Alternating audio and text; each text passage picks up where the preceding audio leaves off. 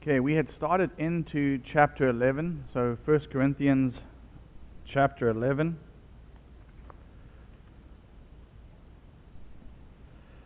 And we had slowly started working our way down. We hadn't gotten very far.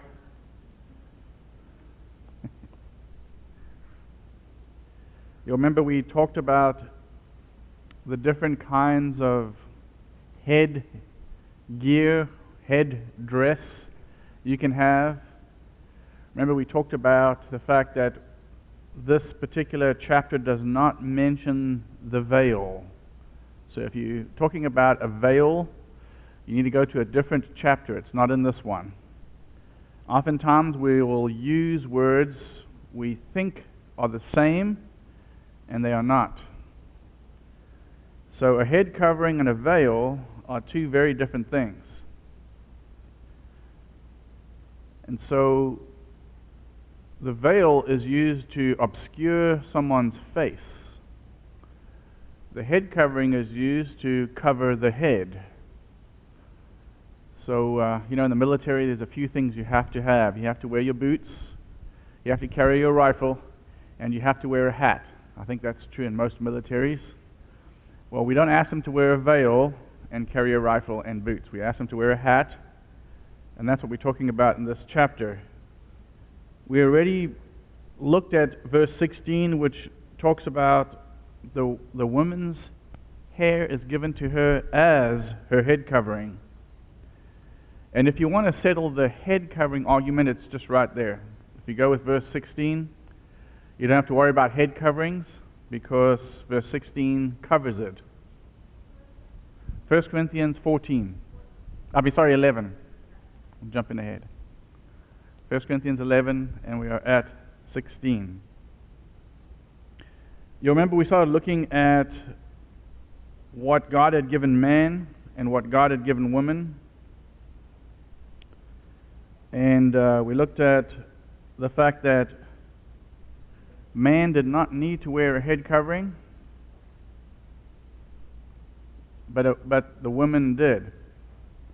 Because man is the glory of God and woman is the glory of man.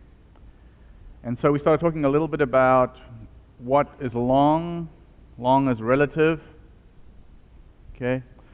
So if you want to make an argument for cultural, we can make an argument for cultural based on what long is. Not on whether there is a head covering or not.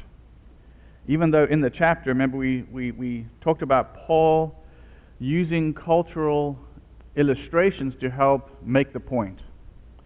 And you remember last time we talked about if the woman wants to have her hair cut off, she should, but if it is a disgrace, if you look at verse 6, and if it is a disgrace for a woman to have her hair cut off or shaved, she should cover her head. So he's using this play, this illustration, as an example.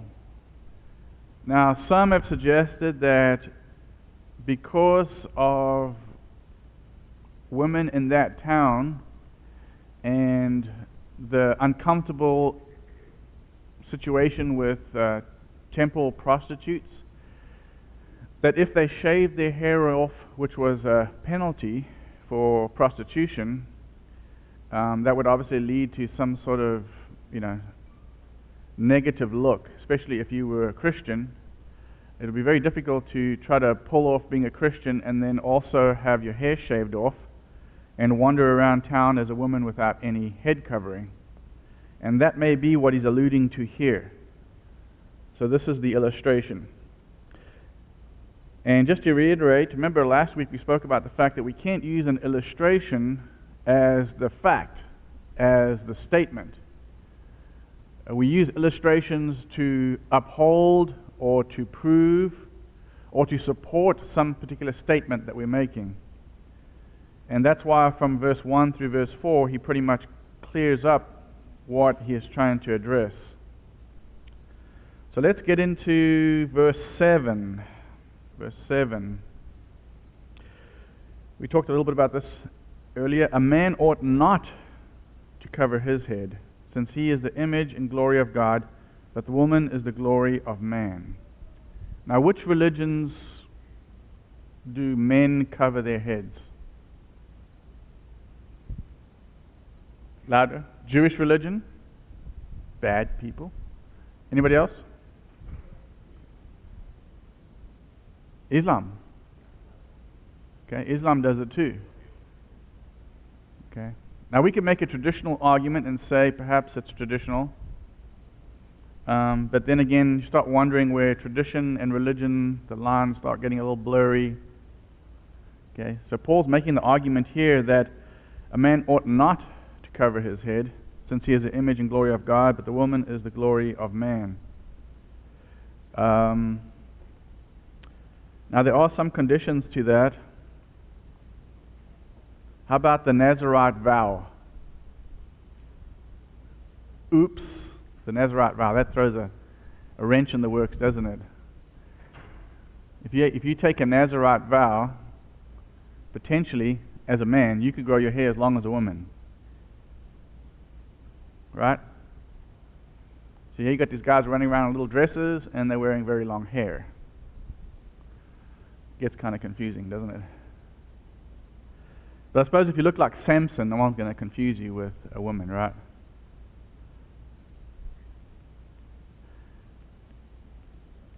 But that makes the point, doesn't it? If somebody asks, why has he got long hair?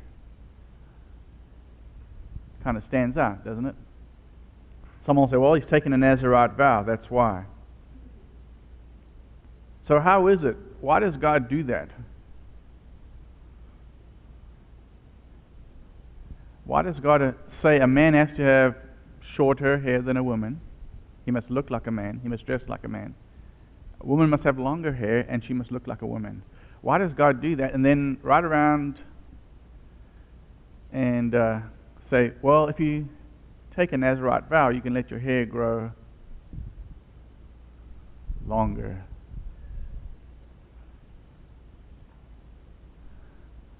You know what the answer is? Keep you on your toes. That's why it is. I think God does things like this to keep us on our toes. Because we seek absolute things many times in life where not everything is absolute. So this is one of those occasions. Besides the fact that it makes the point when people ask why a man is growing his hair out, that he can mention the vow that he has made, the covenant he has made with God.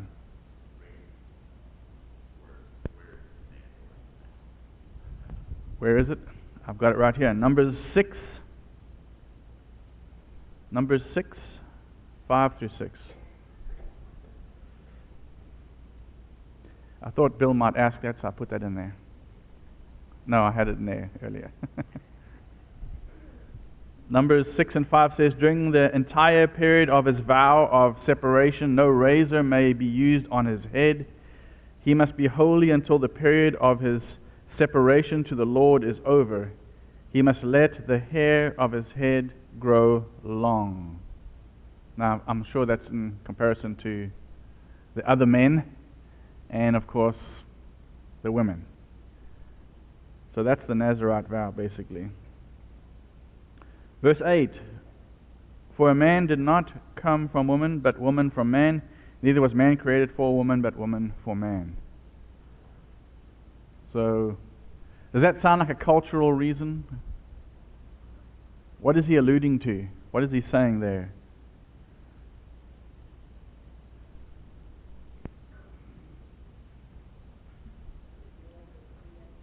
Okay, order of creation. So the natural order of things, okay, the natural order of things, how they came into being, is man was first, and then woman came from man. But later he will say in verse 11 that in the Lord, that's in the church, in the Lord, however, woman is not independent of man, nor is man independent of woman. Verse 12, for as a woman came from man, so also man is born of woman, but everything comes from God. So he gives us the creation argument. Remember we talked a little bit about whether this is a cultural argument or not. Well, one of Paul's founding facts is the fact that God created things in this order. That's why we have this natural order of authority, and it's proven out by creation itself. So he's making the case for the order of authority. And then notice verse 10. For this reason. For this reason. Which reason is that? Verse 8 is the reason. Verse 8 and 9. And because of the angels, the woman ought to have a sign of authority on her head. So because man was created first, and woman came from man, for this reason, the woman ought to have a sign of authority on her head. But what's interesting is, why does he say because of the angels? This always throws people off. What do angels have to do with it?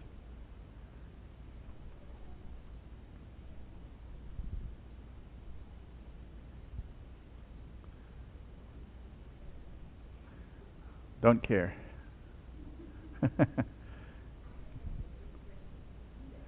Why? You know, when there's a tough question, you always throw it back on someone. See? Okay. Well, one of my theories, and I think it's got pretty sound scriptural evidence of it, is the fact that angels like us have choice. We have freedom of choice. And we can either do the right thing or the wrong thing. And we can either obey or disobey.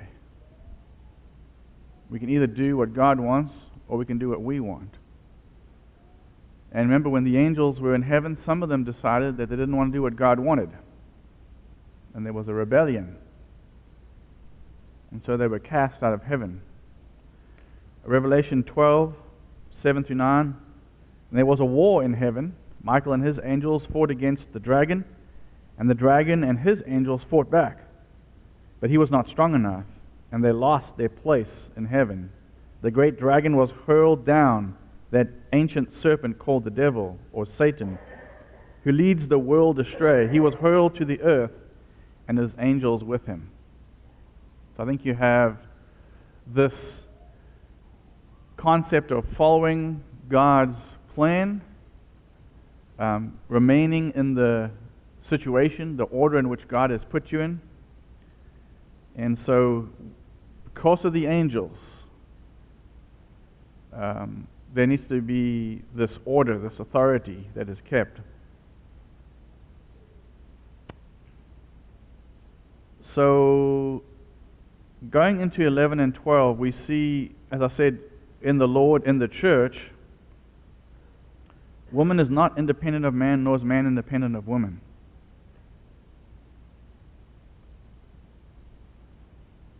This is quite a cultural change. Okay, if you would ask a Jew if a woman was, of course in this day and age, if a woman was interdependent in spiritual things, because he's not talking about human things. People in the world can do whatever they want. Okay? There's going to be consequences to it, but they can do whatever they want. We in the church, however, don't have that luxury. If we go back to the statement he just made, because of the angels. Okay? We don't have that luxury, but he does say that man is not independent of woman, nor is woman independent of man.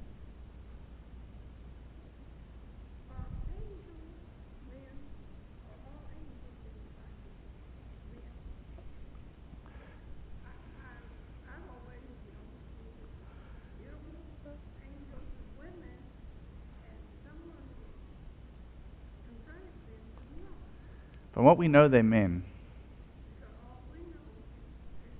Yeah.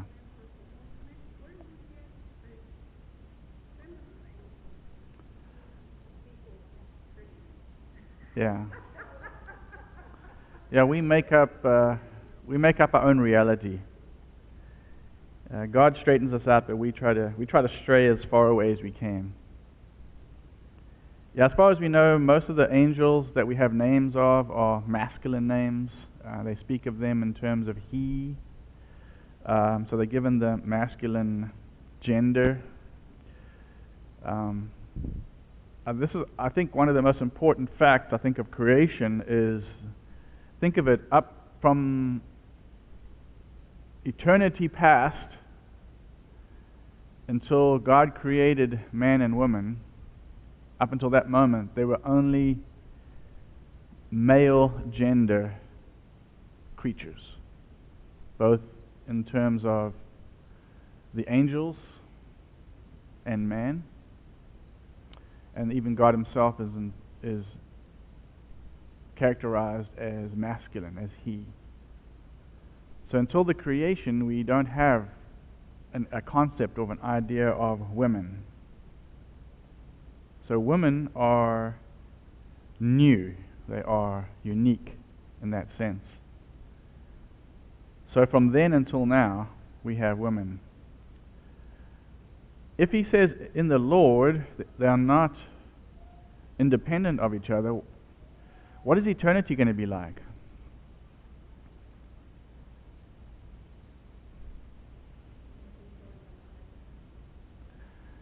Yes, we're equal in the eyes of God. Now think about it practically. Outside of the church, one can't survive without the other. For life to go on, they cannot be independent. We cannot be independent. We are dependent on each other. God set up a really unique system that we can't move forward by ourselves. We must move forward as creation together. I think God used the concept of him being one and the concept of marriage, a man and a woman to be one, because we begin to realize what God feels about his creation. As we have children, we begin to understand the mind of God, because we become like him in a sense. We continue his work. Remember, he says, go into the world, be fruitful and multiply and subdue the earth. So our job is to do what God wanted us to do, the work that he was doing, the work that he started. We finish what God starts. And if we're going to finish it properly, we're going to have to do it the way God wants us to do it. So in the Godhead, the Father, the Son, and the Spirit, they cooperate with each other to do all these things. Okay, from what we understand from Paul, Jesus created all that has been created. Okay, John chapter 1 and Ephesians chapter 1 and 2. And yet, if you look at the Old Testament, it says the Spirit hovered over the waters. So the Father sends the Son sends the Spirit. They work in unison. Therefore, as man and woman, we ought to work in unison. We ought to work together to achieve God's plans, his will. We ought to successfully do it together. Notice 13 says, judge for yourselves. Is it proper for a woman to pray to God with her head uncovered?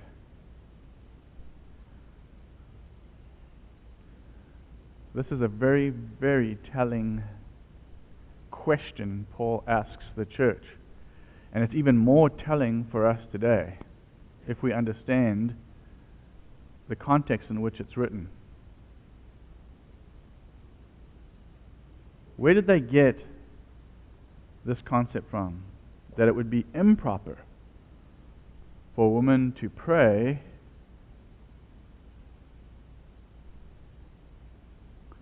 with her head uncovered. Where did they get that from?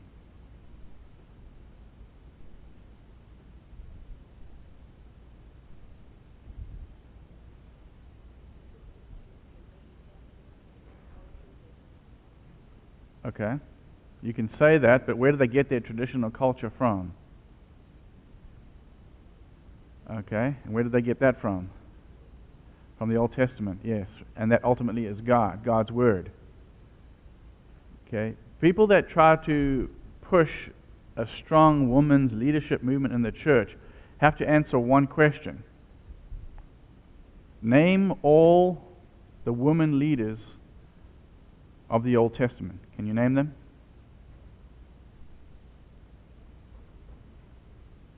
Okay. Any others?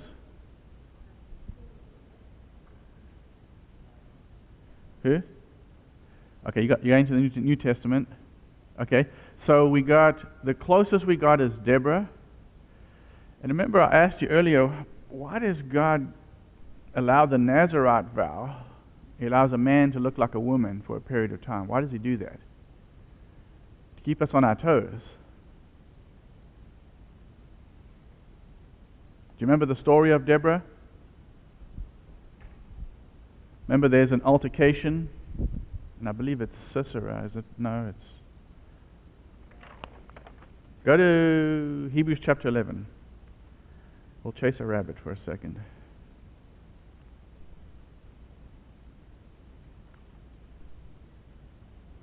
Hebrews chapter 11. The answer is in Hebrews chapter 11.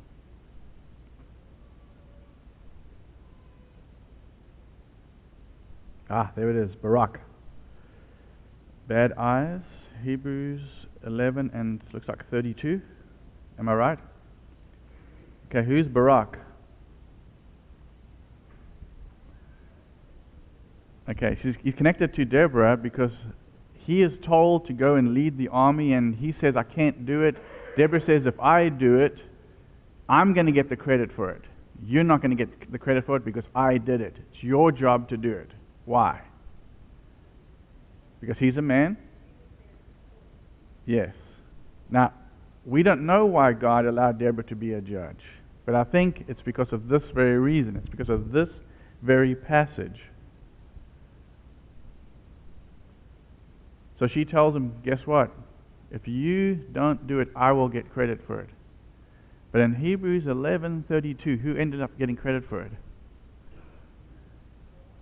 Barak got credit for it. But we all know who did it, right? She did it. Can women be as successful as men?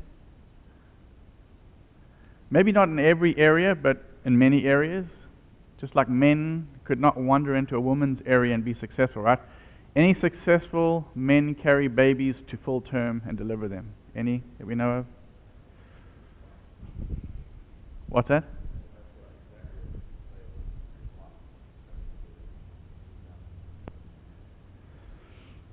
Yeah, in some areas, I think. Just like man can be successful in women's areas. It's not very common, but do you know who 9 of the 10 best chefs are in the world? They're men. Yeah. Well, still think women are better cooks, but anyway. I think once we wander into another person's area, we have to be really careful, just like Deborah was. Okay, and that's what I think he's trying to say here. We have to be careful what God wants us to do and what we're doing. It doesn't mean it shouldn't be done. It doesn't mean that what Deborah did was necessarily wrong. Okay, it just means that there were obviously very weak male leaders at the time. And Barak is a great example of it. I don't know if I can do it. I don't know. Really? Seriously? That's your reason? So is it proper for a woman to pray to God with her head uncovered? So from God into the Jewish culture, affecting the church right here, Paul says, look back at history and is it proper? It's not proper. If it was, we would have a female high priest, we would have female rabbis, we would have female serving on the Sanhedrin. Okay, there'll be women leaders all over. But notice that he says it's in the Lord in verse 11. So he's not speaking about the world itself. He's speaking about in the church. I think there's a consequence to women serving in leadership positions in the world anyway. I remember when I was about 12 years old, my mother was an assistant manager at a bank. She was basically the manager. The manager was just a figurehead. And she had seniority, so she pretty much ran the bank. And I remember I was about 12, maybe 13, went into the bank. I used to go there sometimes after school because the bank was in the mall, so it was always a fun place to hang out. So I went into the mall, and one day I came into the bank, and she was grilling the staff.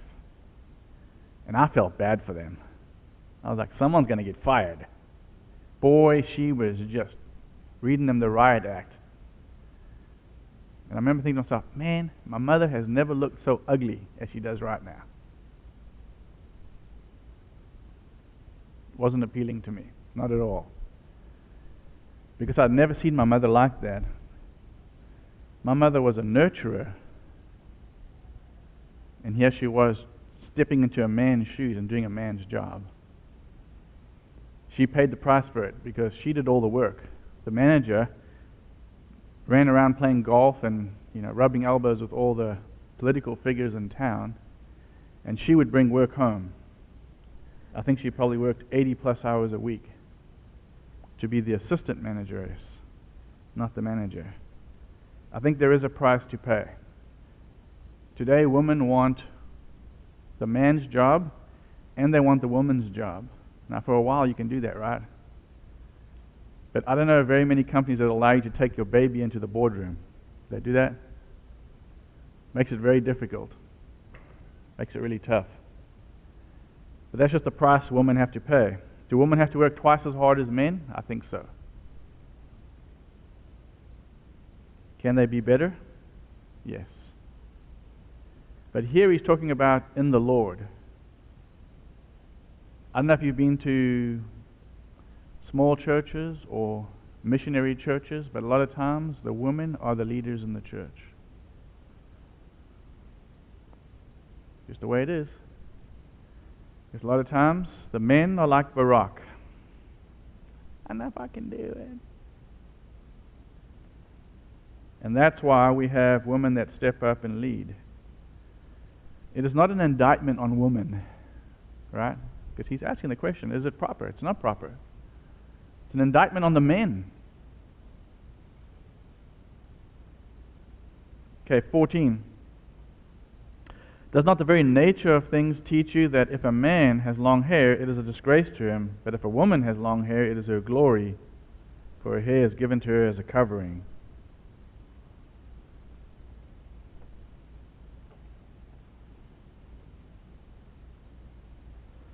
So, jumping to 16.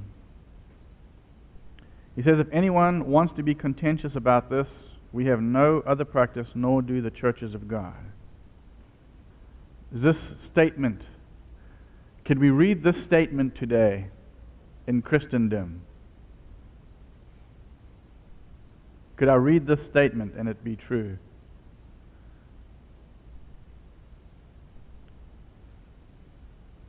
Sadly, I can't. If we could cut some things out of the Bible, that's probably be one we'd like to cut out. It's very telling. So is it cultural or not? Well, if Paul is saying that no other churches do it any different to this, it can't be cultural. You can't tell the Roman church is somehow different to the Greek church, is somehow different to the Israeli church. Paul is saying that there's no difference. They all do the same thing. They're instructed to do that. Now we use a debate and we say, well, that was then, this is now. But what has changed?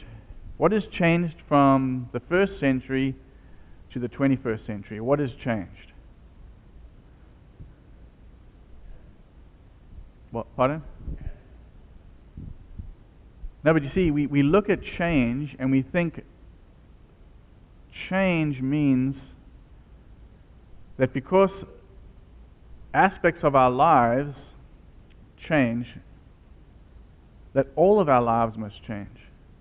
Because really the only thing that's changed is technology. It's the only thing that's changed. Think about it. If Solomon would write, there's nothing new under the sun, what is he saying? He's not saying technology, because even in his day, technology was advancing. Now, not as fast as today, but it was advancing. So was he lying? I think he's talking about who we are as created beings, how we interact with each other, our relationships. Truly nothing changes. When we look into the Bible and we read what they did back then, are we not doing the same things today? Yes, they might have ridden in the back of a chariot and we drive in a Honda Accord, but nothing's changed. God's culture certainly does not change. And this is where we have a problem. Somehow we think that because we are 2,000 years removed, we could somehow change things.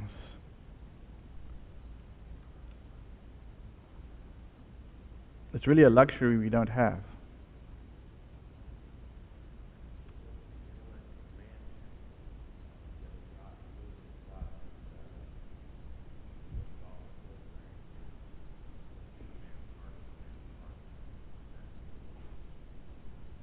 Yeah.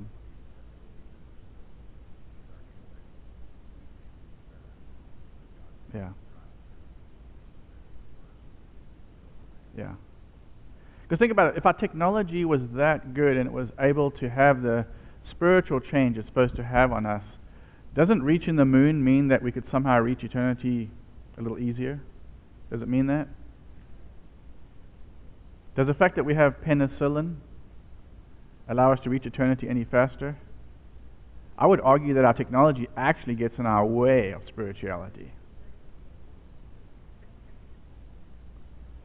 So the changes we say should force these cultural changes on God's church are actually a resistance to it. They don't promote spiritual values. Okay, let's jump into the next section. Starting in 17, he starts talking about the Lord's Supper. And in 17 he says, "In the following directives, I have no praise for you." So it would seem somewhat in the women's issues, they pretty much had some of their act together, but as far as the Lord's Supper, he was not pleased. He says, "For your meetings do more harm than good." That's pretty bad. If our meetings do more harm than good, why are we getting together? Let's stay away from each other and we'll be better off. We should get together and we should be better for it. And he's saying they were not better for it. So in verse 18 he makes his first statement. He says, "In the first place, I hear that you, when you come together as a church, there are divisions among you, and to some extent I believe it." So we pretty much covered that, remember, in chapter 1 and chapter 3. But 19 he says, "No doubt there have to be differences among you to show which of you have God's approval." Can you see the sarcasm in there? I'm pretty sarcastic. But Paul's really good at it. Better than I am. So some of them must have God's approval. I don't think either of them have. He says, verse 20, "When you come together, it is not the Lord's Supper you eat. For as you eat, each of you goes ahead without waiting for anyone or anybody else. One remains hungry, another gets drunk." What does this tell us about their Lord's Supper celebration? Is it like ours?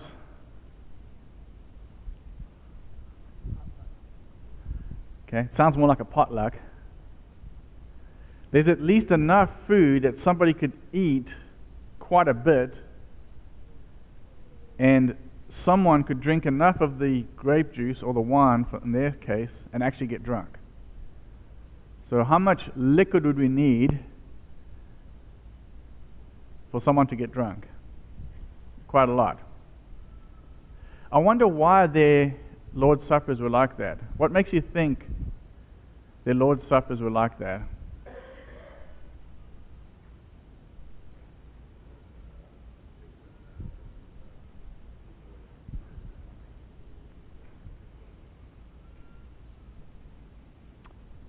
Yeah, but I'm talking about the content, the amount of like food and wine that was there. Why would they have so much? Possibly. Some suggest that. But why would they do that? Okay. It's possible. Yeah.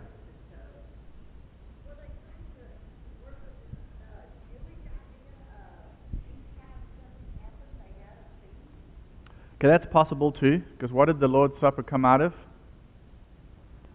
The Passover. Okay, so the same, similar ingredients.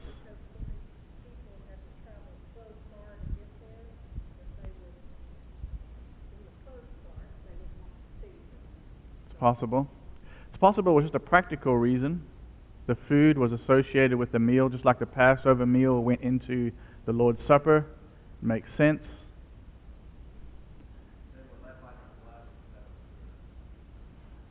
Yes. It's very tough for us to go from a physical event like food to a spiritual event like the Lord's Supper. It's tough to make that transition over. Okay?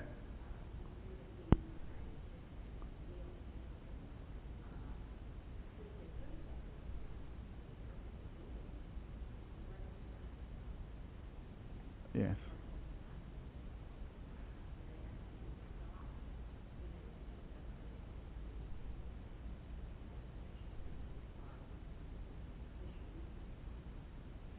Okay, so they forgot the purpose of the Lord's Supper. That would seem to make sense.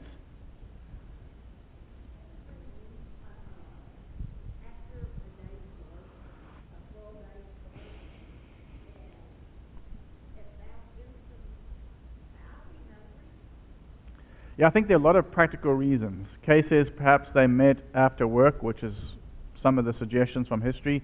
They either met early in the morning before work, or they met late in the afternoon, early evening after work, and therefore they would need a meal. It just made practical sense.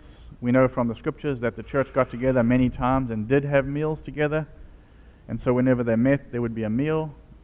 It would make a lot of logical sense because they would look at where the Lord's Supper came from and they would say, this goes right along with where the Lord's Supper came from. Passover is when the community of Israel got together and remembered something special.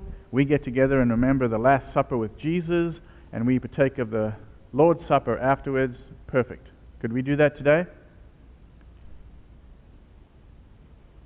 Why don't we have a potluck after church, and after we're all done, we do the Lord's Supper? We could do that. I think the reason why we stay away from it is because of this reason right here. That's why we do it this way. People say, well, the Lord's Supper gets kind of meaningless. It's just the same thing all the time. There's not much to it.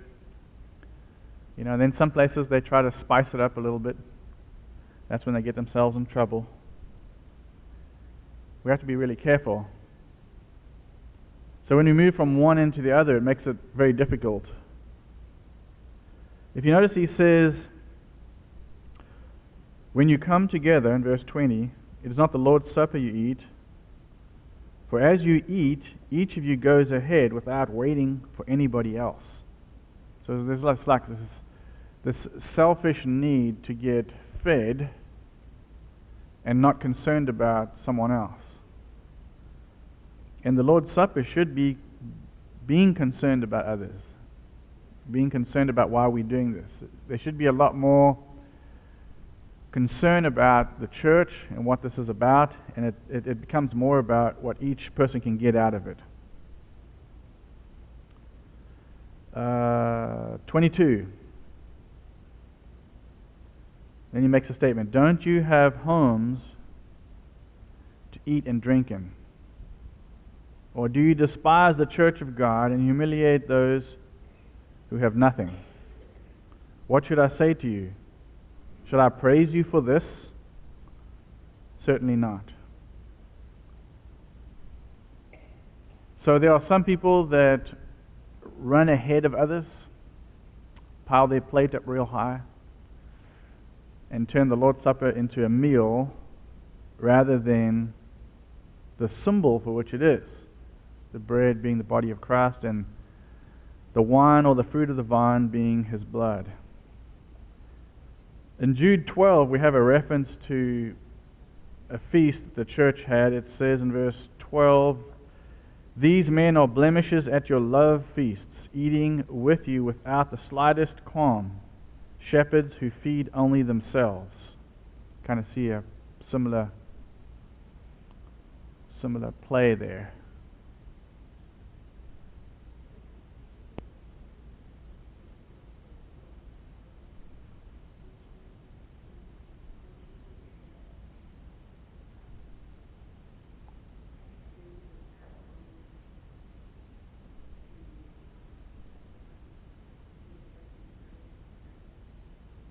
Yeah, I think that's what it should be.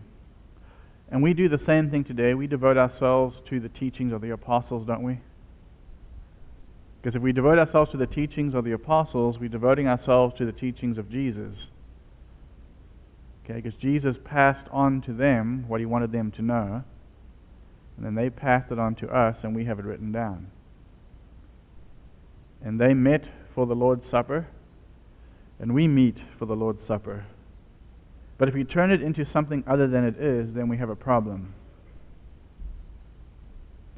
Who's ever been to one of those Passover type feasts? I know some churches do them from time to time and they go through a Passover meal.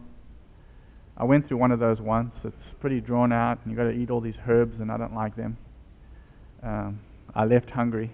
But I suppose I should have. Because the focus was on the Lord's Supper and not the meal. I was there for the meal.